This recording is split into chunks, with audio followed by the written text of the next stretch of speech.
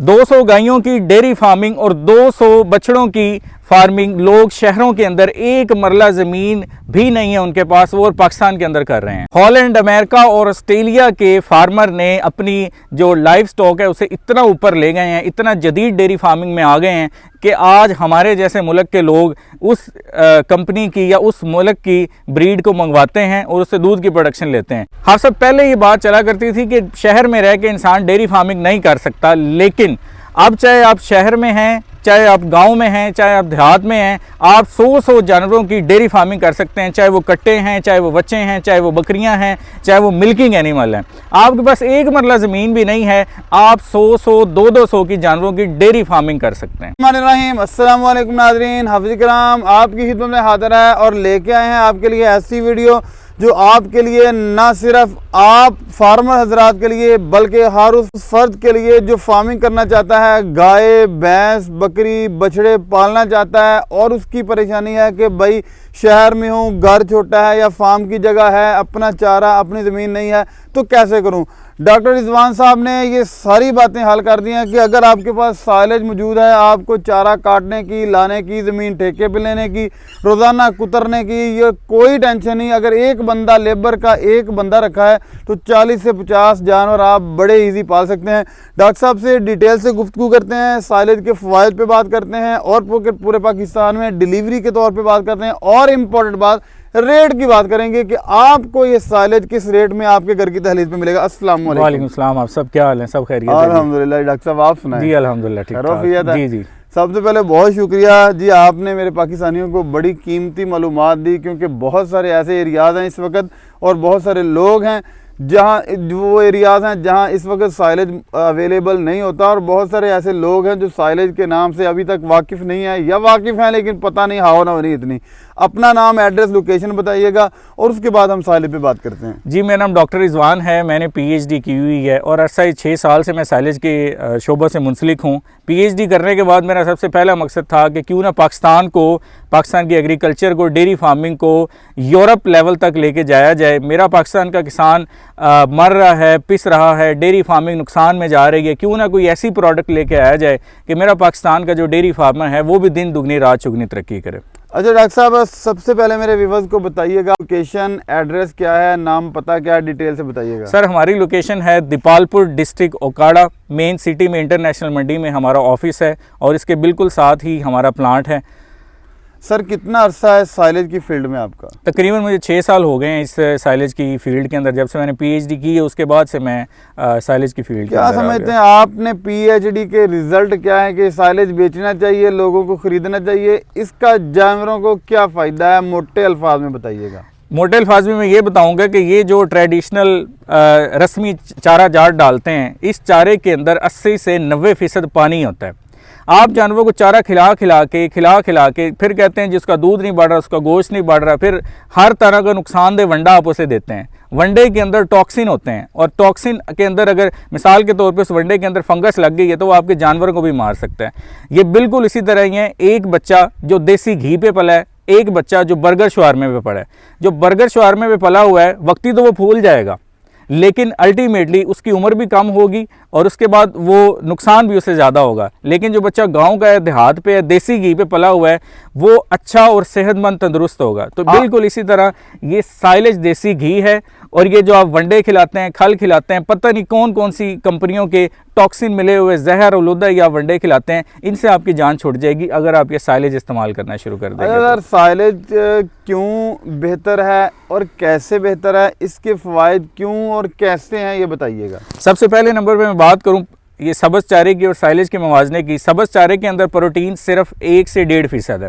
Silage के अंदर जो प्रोटीन है वो 7 से 8% है। प्रोटीन का मतलब ये होता है कि आपने एक पेड़ा अपने जानवर को दिया है मक्खन का, साइलेज डालने से आपने 8 पेड़े दे दिए हैं। अब मेरे किसान को इससे ज़्यादा समझ आएगी।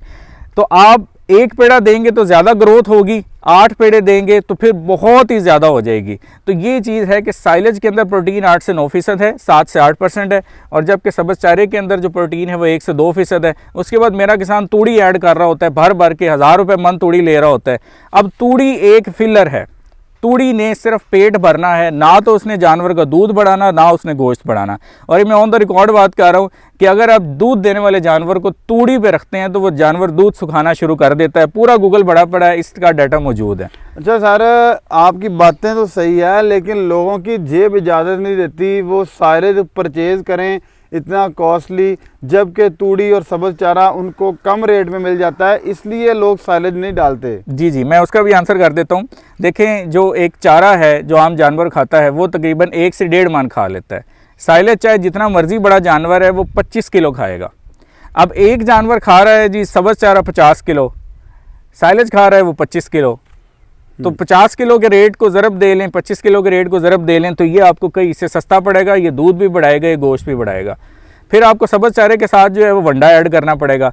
ये अगर आप ये अपना साइलेज देंगे तो आपके वंडे की में भी कमी हो जाएगी, सब्ज़ चारे से भी जान छूट जाएगी, जो लेबर पट्ठे काट के लाती है उससे भी जान छूट जाएगी, जो 2-2 ढाई लाख रुपए किला लेके आप ठेके पे पट्ठे काश्त करते हैं उससे भी जान छूट जाएगी। आंधी तूफान बारिश आ जाती है, आपका मजदूर आपका लेबर कहता है जी बारिश आ रही है मैं पट्ठे नहीं काट के लाऊंगा। आपके जानवरों को तो डेली बेसिस पे चारा चाहिए, तो जानवरों को तो नहीं पता कि बाहर बारिश आ रही है, आंधी आ रही है, तूफान आ रही है, उन्हें तो डेली बेसिस पे खुराक चाहिए। तो अगर आपके घर ये साइलेज बंडल की फॉर्म में पड़ा हुआ है तो चाहे भाई आंधी आए, तूफान आए या जो कुछ भी आए, आपने बेल खोलनी है और अपने जानवर के सामने डाल देनी है। और सबसे बड़ी बात यह है कि अफसर ये पूरे 2 साल ख़राब नहीं होता। सर 2 साल कैसे? जी, बंडल के अंदर अगर ये पड़ा हुआ है तो जितनी लाइफ इसकी ज़्यादा होती जाएगी, जितना बंडल के अंदर ज़्यादा देर में पड़ा रहेगा उतनी ज़्यादा इसकी फर्मेंटेशन ज़्यादा होगी, जिसकी वजह से ये क्वालिटी इसकी बेहतर से बेहतर होती है। बहुत सारे जो पुराने बुजुर्ग हैं वो कहते हैं कि ये भाई बोसीदा चारा है जानवरों को, जैसे आप अच्छी खुराक खाते हैं जानवरों को भी अच्छी दें, तो ये तो बोसीदा हुआ चारा है, जानवरों को ज़बरदस्ती डालते हैं। हाँ जी बिल्कुल, मैं उस चीज़ में बता देता हूँ। एक प्रोसेस होता है, एक अमल होता है फर्मेंटेशन। जब हम खुराक खाते हैं तो हमारा जो मैदा है उसके अंदर तरह तरह के इंजाइम छोड़े जाते हैं। इंग्लिश का लफ्ज़ इस्तेमाल कर रहा हूँ, वो अगर इंजाइम रतूबतें हमारे मैदे के अंदर ना छोड़ी जाएं तो खाना हज़म ही ना हो। तो बिल्कुल इसी तरह ये जो आपको बेल पीछे पड़ी हुई नज़र आ रही है, इस बेल के अंदर हम फर्मेंटेशन का अमल पहले करा देते हैं। जो चीज़ हज़म जानवर के मैदे के अंदर जाके उसे टाइम लगना है वो इस बेल के अंदर अमल पहले ही पूरा हो चुका होता है। जैसे ही जानवर वो साइलेज खाएगा 1 से 2 दिन के अंदर आप उसका दूध भी बढ़ा हुआ देखेंगे, आप उसका गोश्त भी बढ़ा हुआ देखेंगे। जबकि अगर आप ये सब्ज़ चारा खिलाते हैं तो क्या होगा, 80 से 90% आप उसे पानी दे रहे हैं। और दुनिया का कोई ऐसा जानवर नहीं है कि जनाब उसे आप पानी पिलाते रहें और आप उससे उम्मीद रखें कि उसका दूध भी बढ़ेगा और उसका गोश्त भी बढ़ेगा।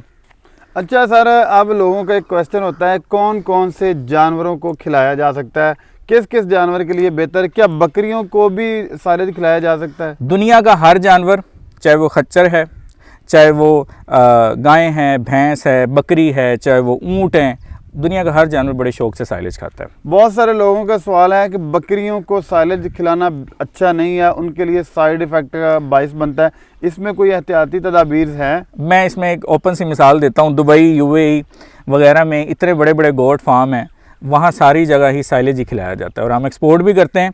तो हमारे से जितने भी अरेबिक लोग हैं वो सारे एक्सपोर्ट करके साइलेज लेते हैं और उनकी बकरियां इसी पे फीड करती हैं। सर प्राइस क्या है, कौन कौन सी शेव में कितने कितने बंडल है, कितनी कितनी बड़ी गट्ठ है, खुला किस रेट में है, गट्ठों में क्या रेट है? अच्छा, प्राइस इसकी हर मौसम के हिसाब से चेंज होती है। जिस तरह आजकल अब मई का महीना चल रहा है, 23 मई है, तो प्राइस इसकी चेंज होती रहती है with the passage of time.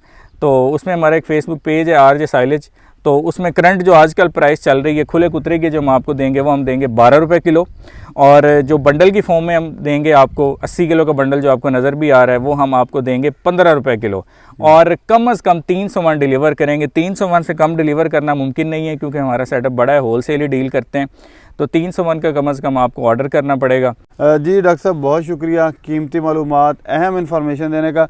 जी विवाद डॉक्टर साहब ने आपके सामने साइलेज के हवाले से डिटेल से गुफ्तगू की है। अगर आप कारोबार करना चाहते हैं, अपनी गाय भैंस बकरियां रखना चाहते हैं और साइलेज के लिए आपको परेशानी है तो रब्ता कीजिए RJ साइलेज से। इंशाल्लाह नई वीडियो में दोबारा मुलाकात होगी, तब तक के लिए अल्लाह ने के बाद।